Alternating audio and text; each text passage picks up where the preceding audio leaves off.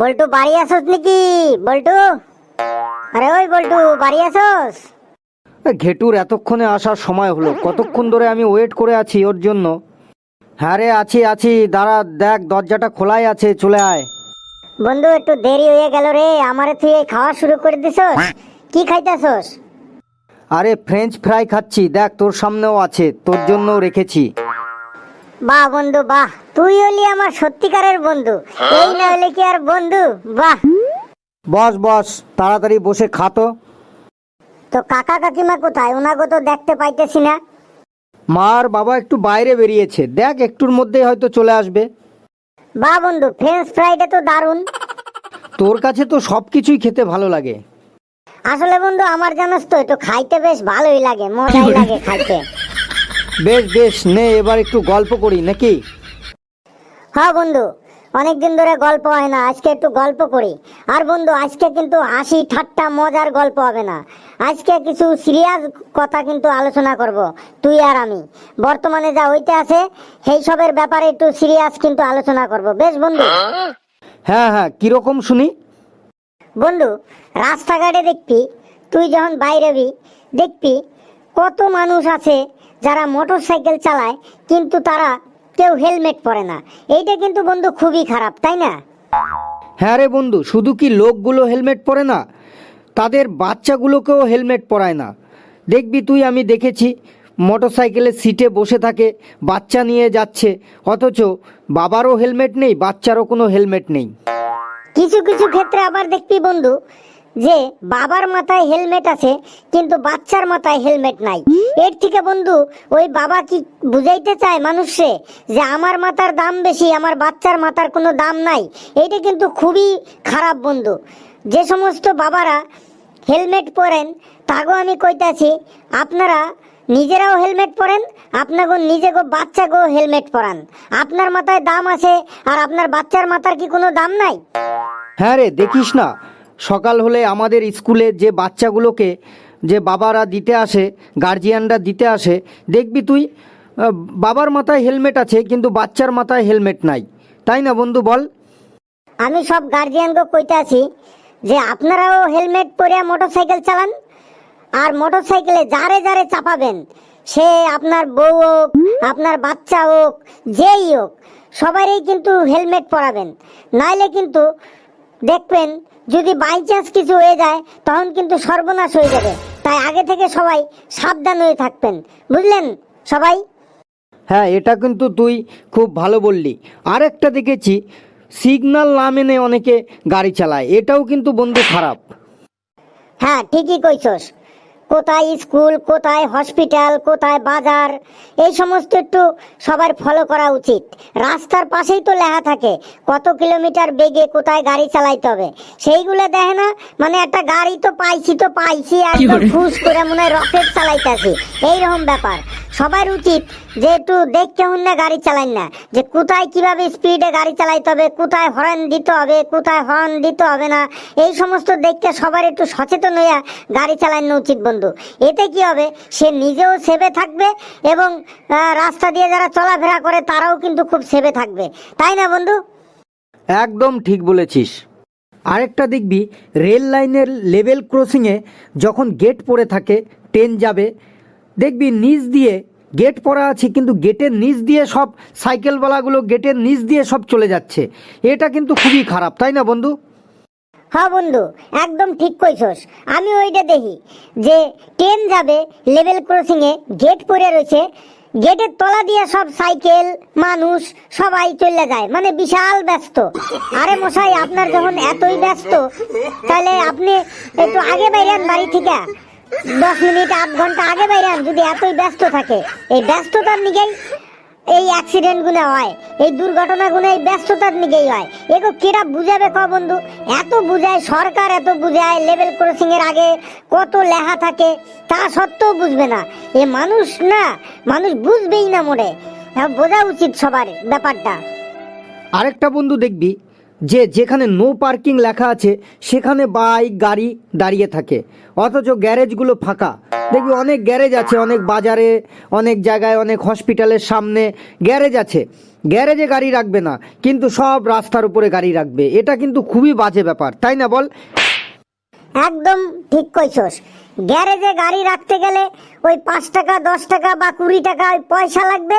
এই পয়সার ভয়েই না সব গ্যারেজে রাখতে চায় না, নো পার্কিং এ গাড়ি রাখে। আরে এত টাকা দিয়ে যখন আপনি একটা গাড়ি কিনতে পারছেন আর গ্যারেজে 10 টাকা 20 টাকা দিয়ে গাড়িটা রাখার মতো ক্ষমতা নেই, তাহলে গাড়ি আপনার চালাইতে হবে না। আপনারা যখন গাড়ি রাখবেন কখনোই রাস্তার উপর গাড়ি রাখবেন না, পার্কিং এ গাড়ি রাখবেন। এতে আপনারও সুবিধা হবে, সাধারণ মানুষেরও সুবিধা হবে। বুঝলেন? সবাইরে কইতে আছি কিন্তু, শুনলেন কান খুললা। সেদিন বন্ধু গ্রামের বাড়িতে যাচ্ছিলাম, দেখলাম বাসের মধ্যে যা মানুষ আছে তার থেকে বাসের ছাদে বেশি মানুষ চেপেছে।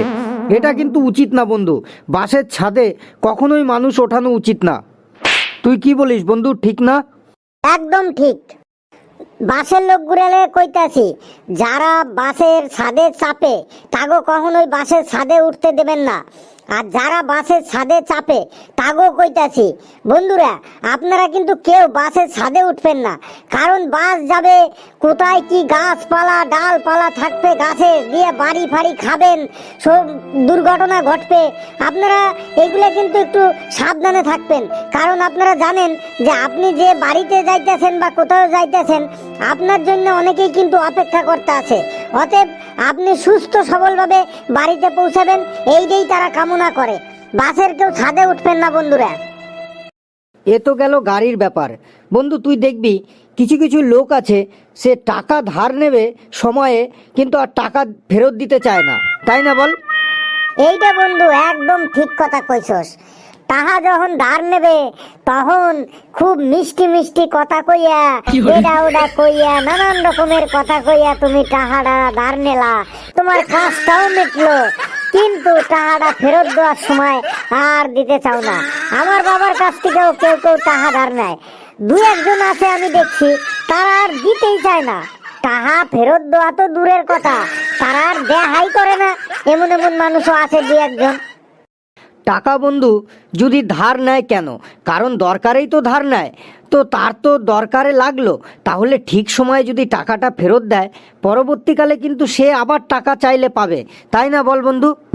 হ্যাঁ, তবে এমন মানুষও আছে যে তারা একজনের কাছ থেকে টাকা ধার নিল আর ফেরত দিল না, তারা আবার তখন সেই মানুষটার কাছ থেকে নেবে না, অন্য মানুষের কাছ থেকে টাকা ধার নেবে। এইরকম মানুষও কিন্তু বন্ধু প্রচুর আছে। তবে আপনাদের বলছি, টাকা মানুষের লাগতেই পারে, সুবিধা অসুবিধায় টাকা লাগতেই পারে, টাকা ধার আপনারা করতেই পারেন, কিন্তু টাকাটি ঠিক টাইমে আপনারা ফেরত দিয়ে দেবেন। এতে কি হবে, পরবর্তীকালে যখন আপনার দরকার পড়বে আবার আপনি টাকাটা পাবেন এবং আপনার সম্মানটাও কিন্তু ভালো থাকবে। তুই বন্ধু আরেকটা জিনিস ফলো করছস, দেখবি ট্রেনের টিকিট কাটার লাইনে, রেশনের লাইনে, তারপরে হসপিটালের আউটডোরের লাইনে, তারপরে আরো বিভিন্ন জায়গায়, যে সব জায়গায় লাইন দিয়া জিনিস কিনতে হয় বা লাইন দিয়া পরিষেবা পাইতে হয় আমাগো, সেই সব জায়গায় কিছু মানুষ আছে হঠাৎ করে কোথা থেকে আসছেই ঠিক লাইনের মাঝখানে ঢুকতে যাওয়ার চেষ্টা করে। এটা কিন্তু বন্ধু ঠিক না। কারণ যারা লাইনে দাঁড়াইয়া আছে তারা তো অনেকক্ষণ ধরে লাইনে দাঁড়াইয়া আছে, তাগেও তো সময়ের দাম আছে। তাহলে আপনি মশাই কোথার থেকে না কোথার থেকে উইরা এসে জুইরা বসলেন আর মাঝখানে ঢুকে গেলেন, এইগুলা কিন্তু ঠিক না। এইগুলা মানুষের কিছু কিছু মানুষ আছে, তাকে সচেতন হওয়া উচিত। কারণ এগুলা করলে কি হয়, বিশৃঙ্খলার সৃষ্টি হয়, এগুলা করা কখনোই উচিত না। আমি দেখেছি বন্ধু, জানিস তো, একবার একটা প্রতিবন্ধী সিটে একটা ভালো মানুষ বসে আছে, অথচ একটা সত্যিকারের প্রতিবন্ধী তিনি দাঁড়িয়ে যাচ্ছেন। এগুলো ঠিক না, এগুলো বসতে দেওয়া উচিত। যে প্রতিবন্ধী সিটে প্রতিবন্ধীকেই বসতে দেওয়া উচিত। হ্যাঁ, যখন কেউ থাকবে না তখন আপনি বসতে পারেন, কিন্তু যখন কেউ এলো তখন তার জন্য সিটটা ছেড়ে দেওয়া উচিত। হ্যাঁ, আমি এইটা কোনো কোনো বাসে, আমি মহিলা সিটেও এইটা দেখছি যে মহিলার সিটটা মহিলাদের জন্য সংরক্ষণ করা, মহিলাটা দাঁড়াই যাইতেছে অথচ সেই সিটে একজন পুরুষ বসে যাইতেছে। এইটা ঠিক না। মহিলাটা তারে বারবার কওয়া সত্ত্বেও উঠতে চাইছিল না। তারপরে যখন আমরা সবাই মিলে কইলাম তখন সেই সিটটা ছাড়লো। কে কইতে হবে কিসের জন্য? সিটটা তো মহিলাগণিকেই সংরক্ষিত, তাহলে কইতে হবে কিসের জন্য? হ্যাঁ, কোনো মহিলা যদি না থাকে তাহলে দু এক সময় বসা যাইতে পারে, কিন্তু যখনই কোনো একটা মহিলার বাসে উঠবে তখন সম্মানের সাথে তার সিটটা ছাইড়ে দেওয়া উচিত, যে আপনি এনে বসুন, আপনার এই সিট এইটা। একদম বন্ধু, একদম ঠিক বলেছিস। গাড়ির ব্যাপারে বন্ধু আরেকটা কথা ভুলে গেছিলাম। আমি রাস্তায় হামেশাই দেখতে পাই কিছু কিছু গাড়ির একদম পেছনে পেছনে পেছনের গাড়িটা চলে, মানে ডিস্টেন্স নাই বললেই চলে, মানে দুইটা গাড়ির মাঝে একদম হালকা অল্প একটু গ্যাপ থাকে। এইটা কিন্তু ঠিক না। একটা সামনের গাড়ির পেছনে অনেকটাই গ্যাপ থাকা উচিত, আরেকটা গাড়ির দুইটা গাড়ির মাঝখানে ডিস্টেন্সটা একটু বেশি থাকা উচিত, আর হাইওয়েতে আরো বেশি থাকা উচিত, কারণ হাইওয়েতে সমস্ত গাড়ি জোরে জোরে চলে, স্পিডে চলে, তাই সামনের গাড়ি থেকে পেছনের গাড়ির মাঝখানের যে ডিস্টেন্সটা সেটা অনেক থাকা উচিত। তাইলে কি হবে, সামনের গাড়ি যদি হঠাৎ করে ব্রেক করে, ধরেন অনেক সময় গরু ছাগল রাস্তার মধ্যে ঢুকে পড়ে বা অনেক সময় মানুষ পারাপার হয়, এতে কি হয় যে সামনের গাড়িটা ব্রেক করলে হঠাৎ করে পেছনের গাড়িটা যেন ব্রেক করার মতো সময় পায়, তাতে কি হয় অনেক দুর্ঘটনায় এড়াইন্য যায়। হ্যাঁ হ্যাঁ, ঠিকই বলেছিস বন্ধু। চল তাহলে বন্ধু, আজকে উঠলাম, অন্য আরেকদিন আসবো। আজকের আলোচনাটা কিন্তু বন্ধু খুব ভালোই হইলো। আবার এই ধরনের আলোচনা মাঝে মাঝে করব। বেশ বন্ধু? বেশ, তাহলে আবার আসিস, সময় পেলেই চলে আসিস আমাকে ফোন করে। বন্ধুরা, আমাদের এই আলোচনাটা কেমন লাগলো আপনারা কমেন্টসে অবশ্যই জানাবেন, আর চ্যানেলটিকে অবশ্যই সাবস্ক্রাইব করবেন, ভিডিওটিকে শেয়ার করবেন, লাইক করবেন। আপনারা সকলে সচেতন থাকবেন, সুস্থ থাকবেন, ভালো থাকবেন। সকলকে ধন্যবাদ বন্ধুরা, আবার পরের দিন দেখা হবে।